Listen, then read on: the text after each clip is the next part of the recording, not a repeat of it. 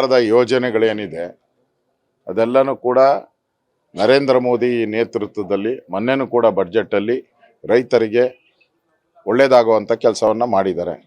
ಯಾರೋ ಕೆಲವರೆಲ್ಲರೂ ಕೂಡ ಕಮ್ಯುನಿಸ್ಟ್ ಪ್ರೇರಿತವಾಗಿ, ಕಾಂಗ್ರೆಸ್ ಪ್ರೇರಿತವಾಗಿ ಹೋರಾಟಗಳನ್ನು ಮಾಡಿದ್ರೆ ಅದಕ್ಕೂ ನಮ್ಗೆ ಸಂಬಂಧ ಇಲ್ಲ. ಕೇಂದ್ರ ಸರ್ಕಾರ 6,000 ಹಣ ಕೊಡ್ತಾ ಇದ್ದಾರಲ್ಲ ಪ್ರತಿ ರೈತರಿಗೂ.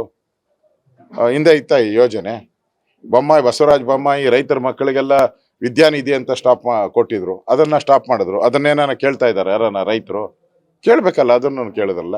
ಈಗ ರಸಗೊಬ್ಬರ ಎಲ್ಲ ಕಡೆ ಕಾಳೆ ಸಂತೆಯಲ್ಲಿ ಮಾರಾಟ ಆಗ್ತಾ ಇದೆ, ಎಲ್ಲ ಕಡೆ ಸೀಸ್ ಮಾಡ್ತಾ ಇದ್ದಾರೆ. ಕೋಟಿ ಕೋಟಿ ರಸಗೊಬ್ಬರಗಳನ್ನ ರಾಜ್ಯ ಸರ್ಕಾರನೇ ಕುಮ್ಮಕ್ನಿಂದ ಎಲ್ಲ ಕಡೆ ಬ್ಲಾಕ್ ಮಾರ್ಕೆಟ್ ಅಲ್ಲಿ ಹೋಗ್ತಾ ಇದೆ, ಹೋಗ್ತಾ ಇದೆ. ಅದರಿಂದ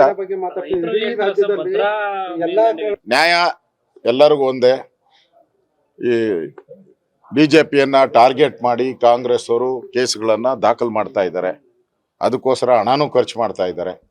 ನಾವು ಕಾನೂನ ಅಡಿಯಲ್ಲಿ ನಾವು ಫೈಟ್ ಮಾಡಿದ್ರಿ, ಮತ್ತೆ ಕಾನೂನ ಮೊರೆ ಹೋಗ್ತೀರಿ. ಬೈರ್ತಿ ಬಸವರಾಜ್ ಈಗಾಗಲೇ ಸರೆಂಡರ್ ಆಗಿದ್ದಾರೆ, ಅವರೇ ಬಂದು ಸರೆಂಡರ್ ಆಗಿದ್ದಾರೆ.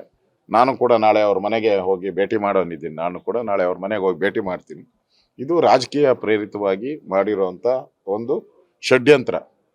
ಅದರಿಂದ ಮುಂದಿನ ದಿನಗಳಲ್ಲಿ ಕಾಂಗ್ರೆಸ್ಗೆ ಅವರು ಅನುಭವಿಸ್ತಾರೆ. ಇದೆ ಯಾರ್ಯಾರು ಈ ಥರ ದ್ವೇಷದ ರಾಜಕಾರಣವನ್ನು ಮಾಡ್ತಾರೋ ಅದು ಪ್ರತಿಫಲ ಇದ್ದೇ ಇರುತ್ತೆ.